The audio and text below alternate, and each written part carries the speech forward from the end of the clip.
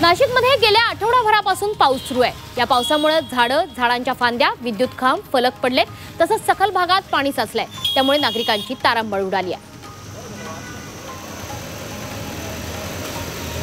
नाशिकमध्ये अवकाळी पावसाचा पिकांना मोठ्या प्रमाणावर फटका बसलाय। पावसामुळे आंबा, कांदा, भाजीपाल्याचं नुकसान झालंय।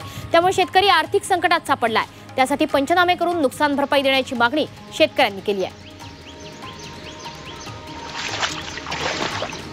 नाशिकच्या येवल्यातील सायगाव, धामणगाव, अंगुलगावमध्ये वादळी वाऱ्यासह अवकाळी पावसाने हजेरी लावली।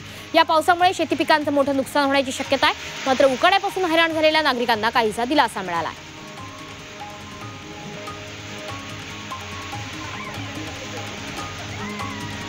नाशिकच्या येवल्यात माजी मंत्री छगन भुजबळांनी क्रिकेट खेळण्याचा आनंद लुटलाय। शहरात गोशाळा प्रीमियर क्रिकेट लीग स्पर्धा सुरू आहे। या स्पर्धेत भुजबळांनी स्वतः बॅट हातात घेऊन चौफेर फटकेबाजी केली आहे। यावेळी राष्ट्रवादी काँग्रेस पक्षाचे सर्व पदाधिकारी सुद्धा मोठ्या संख्येने उपस्थित होते। नाशिकमध्ये शाळेच्या पहिल्या दिवशी विद्यार्थ्यांना गणवेश मिळणार आहेत। समग्र शिक्षण अंतर्गत 257 कोटींची तरतूद करण्यात आली आहे। त्यामुळे 43 लाख विद्यार्थ्यांना शाळेच्या पहिल्याच दिवशी मोफत गणवेशासह एक जोडी बूट आणि मोजे सुद्धा देण्यात येणार आहेत। नाशिकमध्ये आता पाणीपट्टी आणि घरपट्टी देयक ही व्हॉट्सअपवर मिळणार आहे। करवसुलीची प्रक्रिया अधिक गतिमान करण्यासाठी करदात्यांना व्हॉट्सअपद्वारे घरपट्टी आणि पाणीपट्टीची देयक पाठवण्याचा निर्णय घेण्यात आला। यासाठी एका ठेकेदाराची नियुक्ती करण्यात येणार आहे।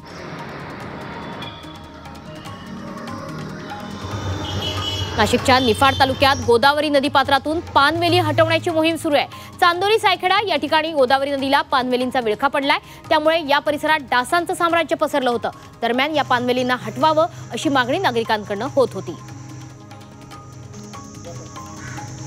नाशिकच्या निफाडमधील उगाव रोड परिसरात एटीएम मधून चोरी करताना चोरट्याला रंगेहात पकडण्यात आलाय। पहाटे हा चोरटा एटीएम फोडत असल्याची माहिती पोलिसांना मिळाली। यावेळी चोरट्यानं नकली पिस्तूल दाखवून पळून जाण्याचा प्रयत्न केला। मात्र पोलिसांनी पाठलाग करत या चोरट्याला अटक केली। नाशिकमध्ये लॉज, हॉटेल भाडेकरू यांची तपासणी करण्यात येणार आहे। युद्धबंदीनंतर पोलीस यंत्रणेकडून सतर्कता बाळगली जाते। या पार्श्वभूमीवर सर्वांची चौकशी करण्याच्या सूचना अधिकाऱ्यांना देण्यात आल्या आहेत। नाशिकमधील औद्योगिक वसाहतीत मोकाट कुत्र्यांचा वावर वाढला। या कुत्र्यांमुळे अपघाताच्या घटनेत वाढ होते। यामुळे कुत्र्यांचा बंदोबस्त करण्याची मागणी करण्यात आली आहे।